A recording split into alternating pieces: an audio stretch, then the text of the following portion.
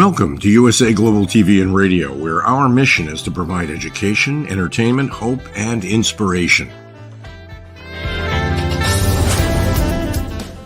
USA Global TV and Radio connects you with experts and audiences all around the world every single day to help you succeed in business and to live a richer life.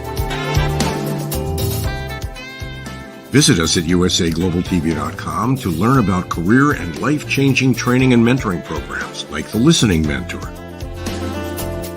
Subscribe to our newsletter to stay informed about our special programs and offers. Discover how you can become a guest on one of our shows or a host or producer of a USA Global TV and Radio show of your very own.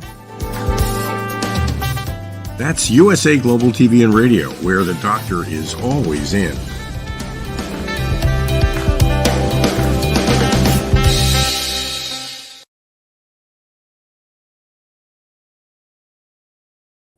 Happy Friday, happy Saturday, wherever you are in the world. This is USA Global TV and Radio, where we provide world-class education, entertainment, hope, and inspiration. I'm Dr. JACALYN KERBECK, and our show today is fashion, travel, and fitness, three of my favorite topics. So please do buckle in and enjoy this fabulous show that we're going to be presenting to you today. We have a wonderful guest who actually was with us yesterday. If you were available watching any of our shows, we always love when people come back to see us because it's a sign that we must be doing something right, that people want to come in and share their story. So Kendra DODD is here with us today. We were just talking about the fact that she has her master's degree and a lot of evolution has taken place since that time. We're also talking a little bit about fashion and how her fashion sense has changed over the years. So we're going to hear more about that. She's a development strategist and organizational effectiveness expert and a professional facilitator, as well as an author. She's an expert when it comes to all things in human resources. Let's welcome Kendra DODD to the show. Hello. Thank you. Hello. So good to see you again. Thank you. So good to see you. As I mentioned backstage, you're looking very pretty in pink today. Pink background, pink lipstick, pink. Is it a dress, a shirt, a top? It's a dress. It's a dress. Actually. Yes. Very nice. So let's just get right into it. We're going to talk a little bit about your background first, and then we'll talk about the three topics for today, because the title that we came up with is Embracing Culture, a Journey of Personal Perspective, Communication, Wellbeing, and Purpose. And I feel like these three topics underneath that, fashion, fitness, and travel, all lead up to that as well. So Kendra, tell us about your area of expertise when it comes to human resources. Oh, I've been doing it. I was in human resources before it became human resources, really. When I received my undergrad, it was like a pilot. Back then, over 30 years ago, it was called still personnel. If some people still remember the personnel department. And so the concept of human resources, that is and now the evolution is human capital, and understanding that people are a key resource when it comes to productivity, when it comes to success with an organization, I think is very important. So it was so much fun, and I received my master's in it because it is such an evolving career. So seeing it in the past 3 decades has been amazing. Yes, I know people may be surprised that I've been doing this and have been part of it for the past 3 decades, but I have. And so I have worked in major corporations. So when I graduated from grad school, I decided I wanted to work for Fortune 100 companies, bigger organizations that understood the concept of human resources. And that was the foundation, which was the best. I wouldn't change it for the world, of that opportunity of being in larger organizations and understanding the importance and the partnership that human resources provide to businesses. Thank you, Kendra. I'm actually smiling because I remember when it was personnel. So, you know what's funny also, I was in corporate up until 2020. That's not funny, but they had the handbooks that they would give you. And over time, the handbook became larger and larger and was including things like fashion, like fitness, like health and mental well-being. So where have you seen the most number of changes when it comes to fashion, travel, and fitness? Travel, what I think of human resources is managing the budget, right? You are able to travel. Maybe it's first class, it's business class, or maybe it's coach. Mhm. Maybe it's so many times per year. But I think there's an evolution of fashion, travel, and fitness when it comes to human resources. What are your thoughts? Absolutely. I think one of the biggest things that I remember, even when it comes to travel, is who travels and how is that travel and how do you think about it? So, for example, one of the major corporations that the rule was that the executives could not be on the same flight together. Like that was a handbook rule. And the reason being is something was to happen to that flight or something, inevitable, sadly would happen. All the senior executives running a certain district or area would have been on that flight. So one of the rules was we could not travel together. You could only have a certain maximum amount of people that could travel together, which really then talk about, I don't feel important. So, hey, we had to coordinate together within each other of, okay, which flight are you on? What flight are you on? But the executive assistants did most of that. So when it comes to travel, we're dealing with it right now with Delta, right? Of will you get stranded? What will happen? Not even from something that is a bad catastrophe, but something in which simple as, do you need to get to that meeting or not? And honestly, when it comes to travel, I was on a business trip when 9/11 happened. And that was an interesting of all the leaders that were together and and how do we get back to the location and all of that. So travel, I think you not only the rules of how much money do you spend, but also the leaders and who is going and how do you navigate through it. Such important points that you just brought up. And, when I was in corporate, I worked for a company. We actually planned the trips for companies. And so there were a number of clients who on 9/11, they had groups who were out, and our company had to get them back. And Wow. I think it was just from a perspective as an employee, it was a good feeling to know that somebody knew where I was and that they could get me back, reroute a car, whatever it might be. We even Mhm. had situations where people, not often, but people would pass away during a trip. And how do you get their body back to their loved ones? And so it's really important, I think, for human resources to continue in that role Mhm. because you are dealing with people's safety in some ways. And obviously they're a third party, but it's good to know somebody's watching and can help.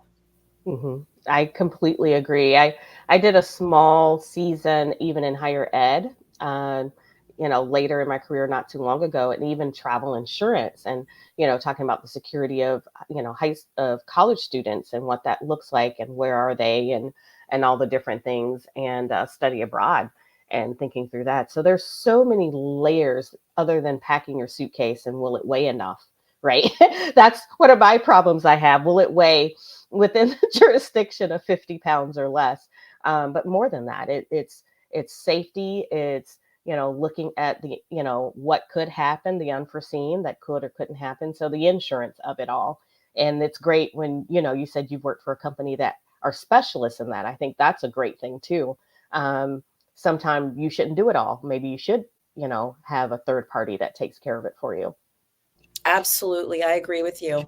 And I remember I was meeting one of my executives and I was at the baggage claim and she didn't check her bags. So she said, no, no, no, no more checking of bags. I have to teach you how to pack.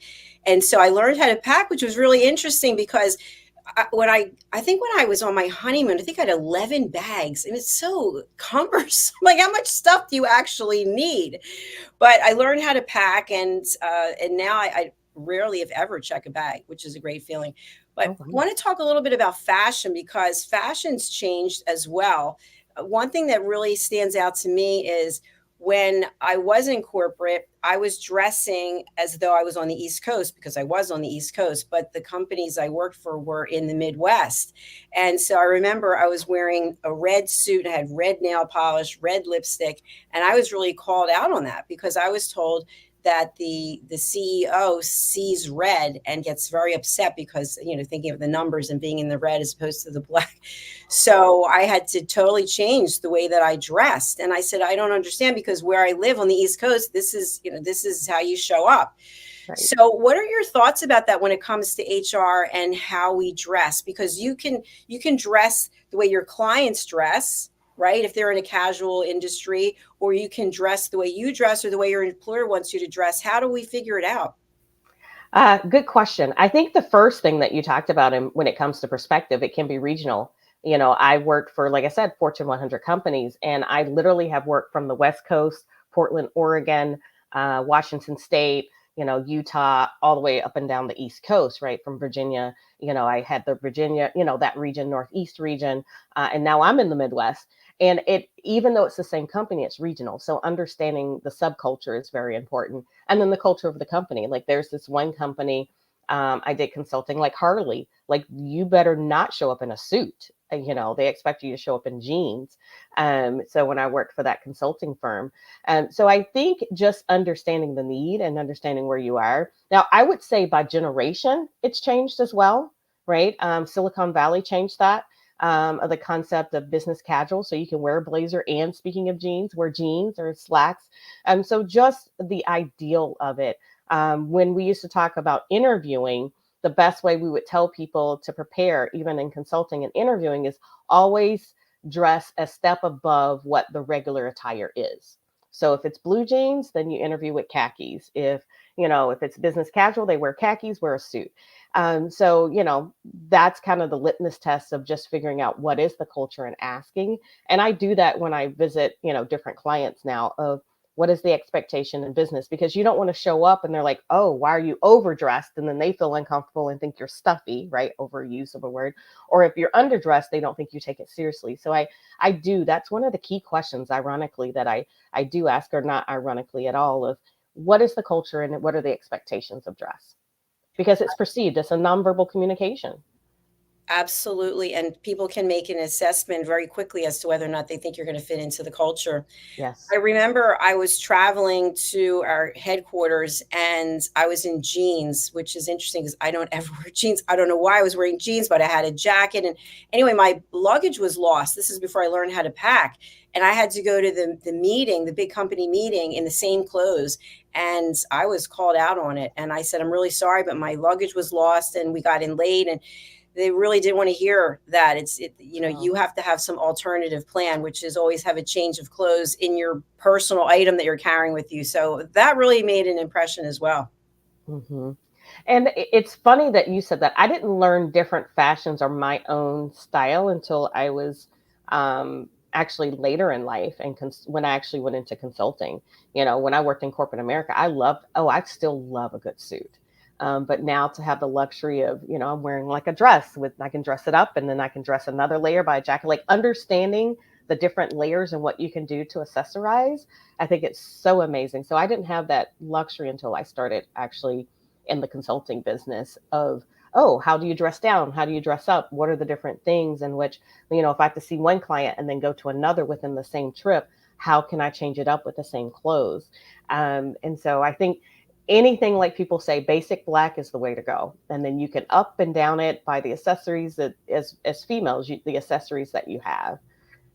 Absolutely. I want to combine fashion and travel now. When we think about the fact that if we're working for an employer, or maybe we have our own business and we're traveling, but we just feel like wearing loungewear, or we feel like wearing sweatpants or something, is there a time and place where we don't have to worry or care about the fact that we're a brand ambassador for either ourselves or for someone else? Ooh, I like how you said brand ambassador. I'm going to have to repurpose that. I think there is a time and place once you figure out where the culture is. There's some cultures that are more personable and kind of family oriented, and there's some cultures that aren't, that you don't. So really it goes back to understanding the culture, right? So there's some places that wants to spend time together, and even how you introduce yourself, they may hug you a little bit more, and there's others that don't do that at all, and you have personal space. So I really, once again, not just even asking from a regional, like we talked about from the United States, but talking even from a cultural standpoint within different countries as well, can be very, very different of, personal space, clothing, fashion, and where that is. And there's certain places, that I love their concept of fashion that I wish I could know more about. I'm just learning still. I'm still learning how to be fashionable, per se. It's definitely an evolution, but you always look great every time I've Thank seen you. you.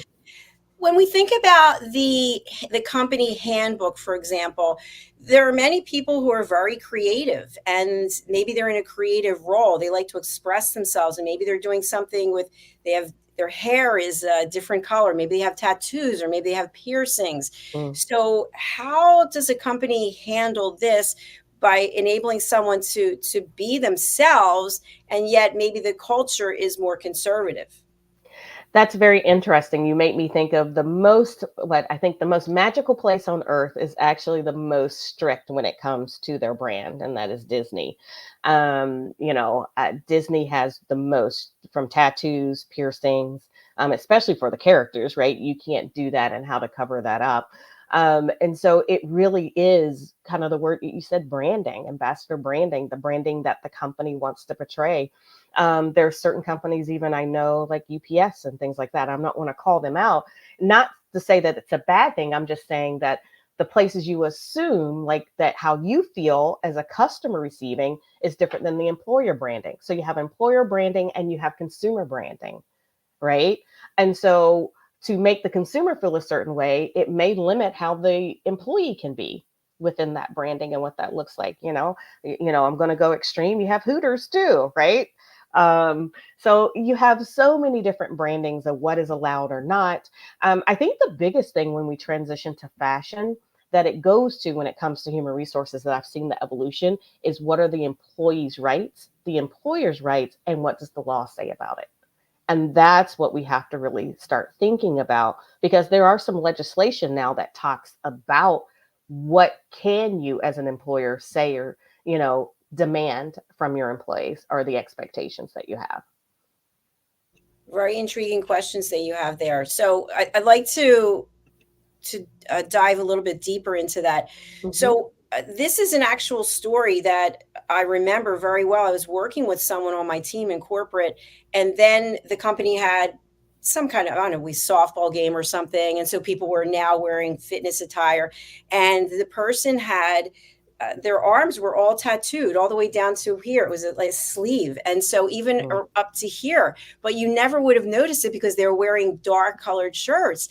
And so the person was called out about it, saying that they should really cover that up. And the person said, absolutely not. This is, I'm exercising. I'm not going to be wearing heavy clothing in the sun. And so that was a real dichotomy at the time. And the company ended up putting something into the handbook about that. So what are your thoughts? If the company's paying you to be there, they're paying you to be there, regardless of how and why of what those expectations are. If you're representing who the company is, that's why in some handbooks they even say, like, the paraphernalia of the name of the company, that if you were to leave the company, you were to either throw it away, burn it, discard, or give it back to the company, because they don't want you giving it to Goodwill and anybody's wearing it, right? In a brand, or if something happens. So nonetheless, that person still is at a company event, right? And they are for whatever the brand, that if you're saying we're here for XYZ company, you're there for XYZ company. You're not for, Kendra Dodd LLC, right? Within that. And so even me, right? The brand that I have for when I'm trying to be, Kendra Dodd with my company name Fulfilled to Be will be different than the Kendra Dodd, the mom, and the Kendra Dodd, the wife. And so we just have to think about the roles we play and what role is that person playing during that time. Such great points that you just made there. I love it. And something that comes to mind for me is, because this does come up for us. You work for a company, maybe you've got the company logo shirt, you've got a hat, you've got a pen, you've got whatever it is, and then you no longer work with them, or maybe you were on a team playing softball, part time, and now you're not part of the team. So is it still okay to rep the brand when you're not part of it anymore? Mm-hmm. I think we have to think about it. There's so much you can do to a logo. There's a counterpart. He's a speaker and consultant, and he does certain things. And everywhere he goes, he literally, every outfit, like if we were interviewing, he would have his brand and logo. Like it is just so much you can do to branding. And, some take it to understanding more than others when it comes to that marketing. But he has to realize he was in the phrase of marketing regardless. Like if that's what he did when he was others. Now, unfortunately, he's going to have to find maybe an outfit like, that is breezy, that has long sleeves and things of that nature, but he is still in the role of with the company. That's a dilemma, but we have to really think about it. And when is it appropriate to be the brand ambassador and when is it not? Something else that comes to mind, this was brought up to me maybe 2 years ago. I had someone who was coming on to one of our shows, and the person had their own background with their own branding. And the person said, well, if I'm going to do the interview, I want to have my own background in branding. But it was a show where there were panelists. And so everyone had the same background. And the person said, I'm not going to do it. And at the time, I really didn't understand it because I thought, why can't you use this background? Because it looks nice when you watch it on big screen television. But now today I can understand. I can understand if you are coming on a show to do an interview about you and your organization, that it would be okay for you to have your branding. What are your thoughts? I don't want to sound, contrite or, straddling the fence. I would say depends, right? What are you trying to accomplish? If it's a show where it's panelists where you're trying to brand yourself for one thing, or is it something where they're experts and you're trying to say wherever it is within the platform, I'm just a conduit. So I really, I hate to say depends in that situation. But if the person also, everyone has an option. The person didn't have to be on it, right? So if they feel like they can or not, I mean, there's people complaining about, okay, should you pay or not? Like, what are you yielding out of it? What are you hoping to get and gain out of it? So I would say that I hate to say it depends, but it really was in what you're trying to accomplish. But each person has a right to express what they want. It's just, what is the ultimate goal? Very true. I like what you said, especially when we started the show about expectations. I think when you set the expectation, there's a boundary there and you have the option to accept it or not. But and we're getting off tangent for the show that we have today, but it's just interesting when we think about these various things that come up. So let's talk a little bit about fitness, because when we're talking about a personal journey of communication, well-being, obviously fitness plays a role. So are you a fitness enthusiast? I am. I really, back in the day, I mean, and you're going way back. I'm going to bring up a person's name that I don't know if people have heard, Billy Blanks. Do you remember Billy Blanks with the VHS years ago? No. He was like kickboxing, right? So people still pay attention, but you can Google Billy Blanks later. But he had these VHS that you can do, and it was like cardio kickboxing. And I think his son tried to get into the business. Then I got into P90X. Insanity, things of that, and the high intensity. The older I get, I can't do high intensity like I used to. But I'll tell you, when I started my own business, when I was thinking about my brand, who I was serving, I actually became a personal coach. I wanted the knowledge and information, because one of the things that hinder us from success is our health. And we use that as a crutch, an excuse, or that, I'm not saying it is a real hindrance. It is. I continue to struggle with it as well, because one part of my parents' family had obesity. And so fighting that is very hard for me.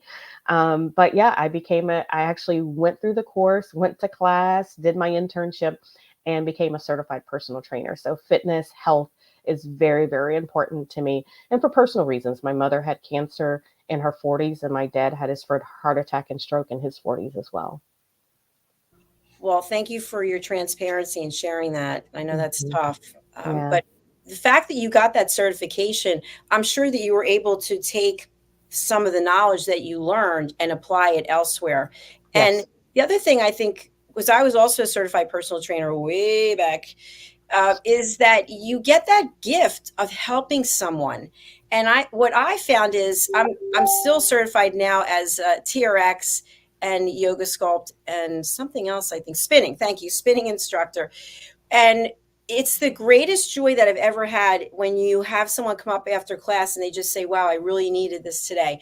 Because what I found is, even for myself, the hardest thing is getting yourself to do it, to go wherever you're going, or maybe you're working out at home, but to just get that focus and say, this time is for me. I need this time. If I don't take this time And we can get so caught up in our work that we just we don't do it. So what are some of the things that you have said to clients, maybe to motivate them when it comes to a fitness journey? Or what are some things that you can take from your fitness journey to motivate people into what you're doing today?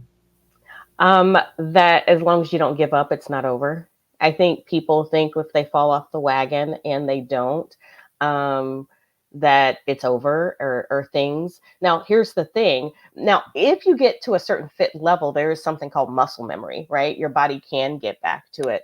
But regardless of how far you fall, it may be hard. And I think that's what makes it challenging physically, emotionally. But start somewhere, right? Start with standing up. I actually purchased a year ago a treadmill for my standing desk, and I need to dust it off a little bit. I haven't used it as much, but I'll stand more and looking at how to move. So little by little in increments. But I think the biggest thing is we beat ourselves up when it comes to that arena. And and usually people notice when they've gotten too far, like, how did I get here? You don't realize the in between when you get there. It's probably when it's too much that you realize that it's hindering you. Very true. By the way, I'm salivating over here about this standing desk because I've always wanted one. I'm always standing when I do the broadcast. What did you find were some of the results when you were using the standing desk? Oh, I love it. But I had to find the standing desk for me. Like, my standing desk is huge, right? When you looked at all the other standing desks, and it wasn't cheap, because you have these little portion standing desks. My standing desk is an entire L shape. It's huge. Wow. So it's a And piece of furniture, it really. is really a piece of furniture. It was a doozy to put together.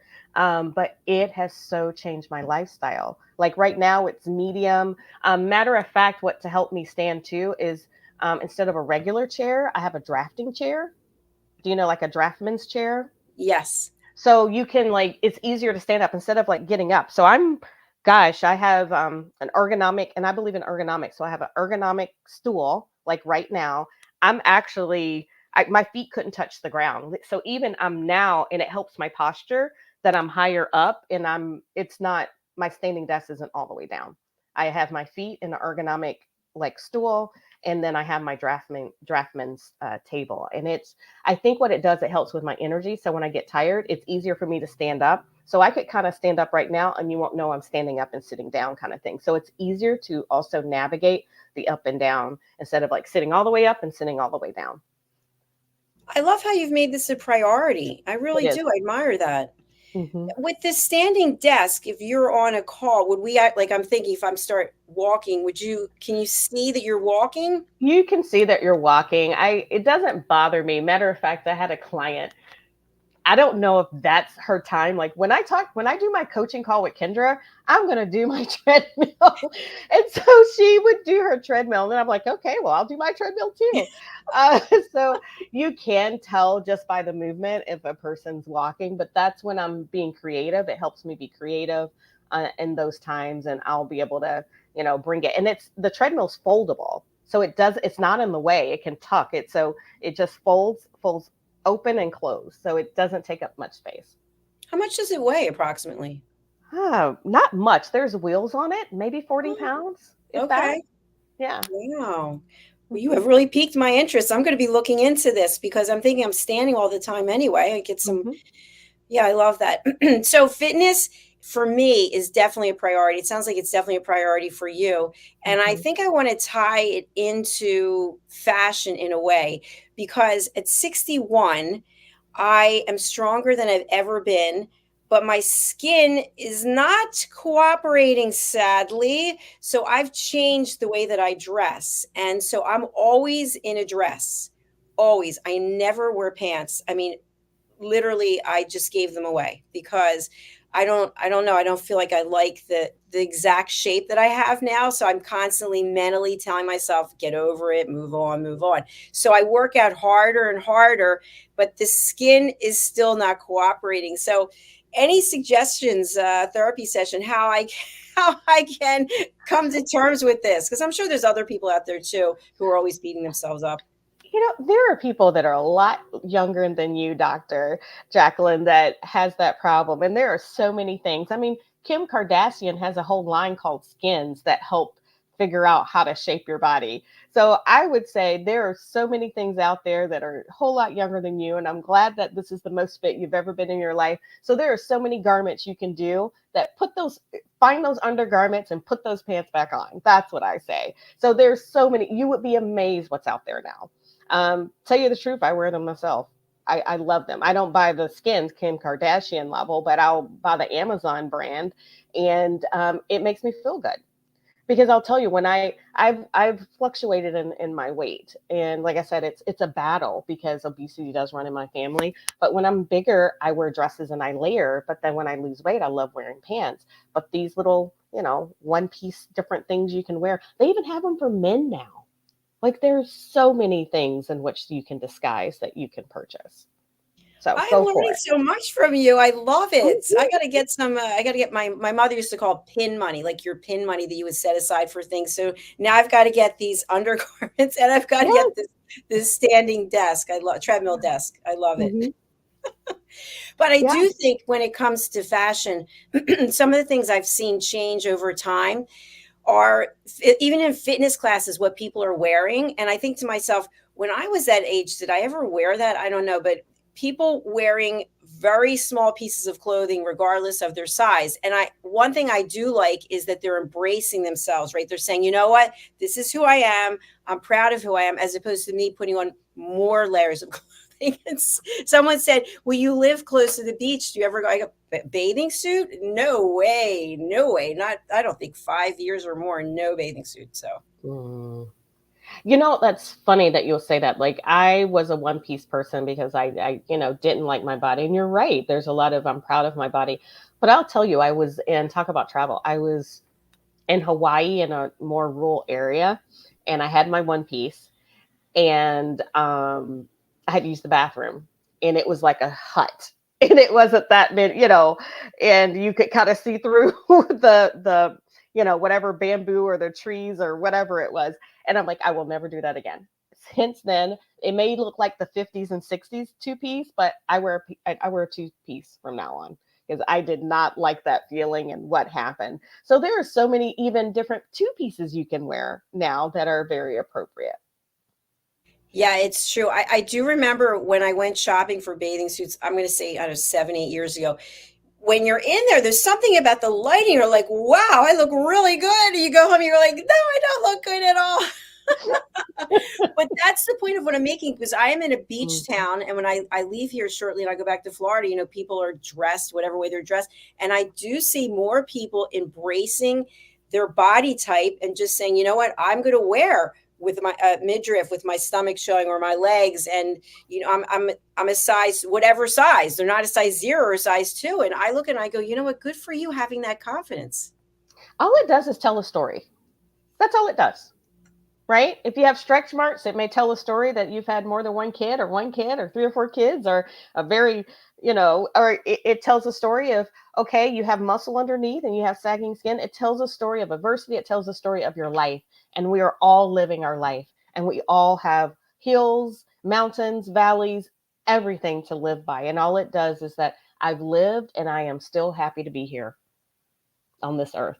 I think that is so beautiful. I know for myself, like under my belly button, if you were to go, it sticks out a little because I have ulcerative colitis. I've had it for 34 years. And my mom used to say, well, that's where your disease is. I'm like, yes, mother, I know. Thank you. She's like, you should wear it proudly because, you are a survivor all these years you've had it. So I love what you just shared there. It is all about perspective and really for your own well-being. If we're constantly beating ourselves up, and I want to segue from there to communication, because how we talk to ourselves, whether it's what level of fitness we're at or we're not at, where we want to go, and our fashion sense or lack thereof in our own minds.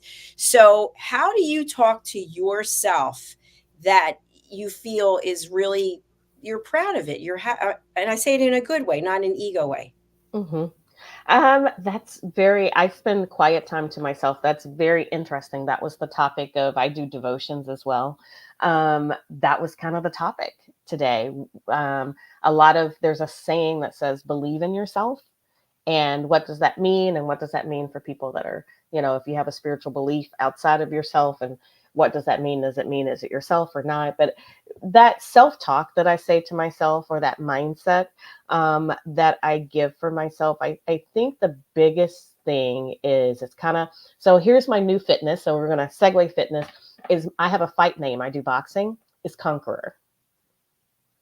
And so even, and it's Conqueror with a K, is that I'm more than a conqueror. I can do this because I've done it before, right?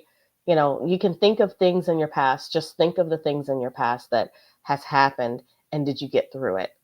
Yes. Maybe not the way you want it to, but you got through it. And I've had a lot of doozies in my life, throughout my life. And so that I reminisce on that, and then I become grateful. And so I think of the grateful things that I have, and then I'll say, okay, then what am I really excited about? So that's, I tell myself, and sometimes you have to do those affirmations, but even within my fight name, it's Conqueror. I'm more than a conqueror. I can do this because I've done it before. It's so powerful, Kendra. Thank you for sharing that with Thank us. you. And by the way, boxing, I took boxing lessons for a long time. What a liberating feeling it is when you start hitting that bag or the person's, and it's great exercise. You're doing your footwork, you're moving around. Hmm. Would you recommend that as a not only just for your mental well-being, but also physical exercise to get into really good shape? Absolutely. Now, I will say that with my personal training background and understanding the importance of muscle, it doesn't build the muscle like I want it to. It builds your heart and the stamina. So I would say it's a good complement. So, you know, I've been doing the boxing now almost a year. But I incorporated probably about 2 months ago some type of lifting. I have to, you know, the older you get, it's more important that you do lift. So I would say it's a part of a well balanced fitness plan. I totally agree with you. I've segued away from the cardio as much as I used to do cardio. Now I do more weight training, because that really makes a difference. And even though the skin is not cooperating, you can still build the muscle. And from what I've read, it's all about weight training 4 days a week. And then I read somewhere 45 minutes of walking, Hmm. I think 5 or 6 times a day. But I do like spinning. I do like the boxing, but I'm not as focused on it as I used to be. I'm more focused on lifting weights, like what you were saying. Yeah, it's really important. It helps with your back. It helps, you know, the older you get, you know, fall prevention. That's the main thing you don't want to do. And so I really am an advocate um, for any age, actually, to lift weights. I had a foreign exchange student that lived with us for 2 years, and she was really into Zumba. And I said, that's great. I'm like, you're young, but you really need to lift weights. And she was worried about the concept of bulking. And now she got into CrossFit, but it changes your body. The muscle is what shapes your body. Talk about fashion. Clothes will look completely different if you start losing weight, or not losing weight, but building, you know, weight and muscle. So she is such an advocate for understanding what muscle does to your body and how she feels. And she's in her, well, back then, early 20s. Now she's in her late 20s. Weight training is so important, definitely. Our show is already over. 40 minutes has literally flown by. No. I looked at him like, what? So we have to share the ways that people can get in touch with you. So let's bring up your website. What's the most important area here in the website you'd like people to go to? You know, I think, you know, you can go to the testimonials. You can look at, if you want to understand what do I think about, my blogs. So there are my blogs if you go back, and then Oh, here are my services. Yep. Over second blog. to the right. Yep. Um, so you can find me there. I think that's very important. And then perspectives, if you want to click on perspectives, ta-da, that is my book. So if they want to learn more about how I can be better, how do I think about things, this is my book, and there's a link of purchasing it as well, that you can do this. So it has all the information to learn more about me, but also to help you. So immediately will be the blog for more long term that you can work on. Here's my book as well. Excellent. Thank you for that. All right. And let's also bring up your LinkedIn. Yes, thank you. hmm Okay, here we go. Yes, there I am. There you are. That's a great picture of you also. Thank you. By the Thank way, do you you. play chess? Not as well as I used to. Not anymore. I do like the concept of it. My oldest and youngest were part of the chess team. So, Oh, yeah, they did a little bit of that. So, no, I love it. I love it too. I have a chess set, but I don't have anyone to play with. So I started playing against myself and I was always losing. I get it. No. So, okay. And here we have your Facebook. Yes, that is my Facebook page. So you can find me there. You can find me there where you can find more of, Facebook. I say LinkedIn is more business strategy. Facebook will be more of a personal, some things and how I'm feeling and things you'll find about me. Like I had just even, so more of a get to know me. Who is Kendra Q? So you'll find a little bit more about that as well. Fantastic. Well, we're going to spotlight you again and whatever you'd like to leave our audience with today as we close out this show. Yes, no, thank you so much. I think the biggest thing is that no one is as important as you. Are as special as you. And I'm not saying that other people aren't important, but if you think of the airplane is that you got to put your oxygen mask on first before you help others. So if you're a natural nurturer, it's okay to be a nurturer, but also to continue to nurture others, you have to nurture yourself. And I just want to say that you are special and make sure you spend the time to buy that item you want in fashion, right? Take care of yourself from a well-being and fitness standpoint and making sure you do that. And so all the things we talked about with the fashion, with the travel and the well-being and that journey and personal perspective is very important. So I'm glad that they were here today and they can find me at kendraqdot.com.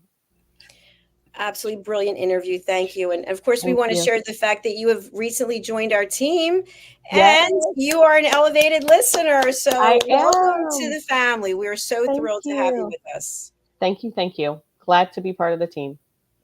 All right. Well, look forward to seeing you on another show. Sounds great. Thank you. Thank you. Bye for now. Bye. Well, that's the end of our show, Fashion, Travel, and Fitness. Please do reach out to Kendra. You can watch this show and any of our shows over on our YouTube channels, I should say, USA Global TV and Radio and Dr. JACALYN KERBECK. Also, you can find us on Amazon Fire, Zizzle TV, E360 TV, and Roku worldwide. Our next show is coming up. It's The Power of Etiquette and Manners, sponsored by the British School of Excellence and Mr. Philip Sykes. We'll be back shortly. We look forward to seeing you there. And now let's hear from Philip directly. USA Global TV and Radio proudly presents our partner and sponsor, Mr. Philip Sykes and the British School of Excellence. Building confidence, changing lives. And now, proudly presenting the Polished Professional. On a transformative journey with the British School of Excellence's comprehensive suite of masterclasses, crafted to elevate your professional and personal life. 8 outstanding modules will elevate you to the next level. Module 1, Exploring Life's Purpose, delves into the depths of self-discovery, guiding you to chart your unique path to fulfillment and success. Module 2, Mastering Professional Presence and Confidence. This masterclass is a deep dive into the art of self-assurance and commanding presence, which is essential for standing out in today's competitive landscape. Module 3, Learn the secrets of visual impact, how to curate a personal style that amplifies your professional brand. Module 4, Mastering Professional Etiquette and Communication Excellence, navigating the nuances of corporate interaction with grace and tact. Module 5, Elegance in Eloquence.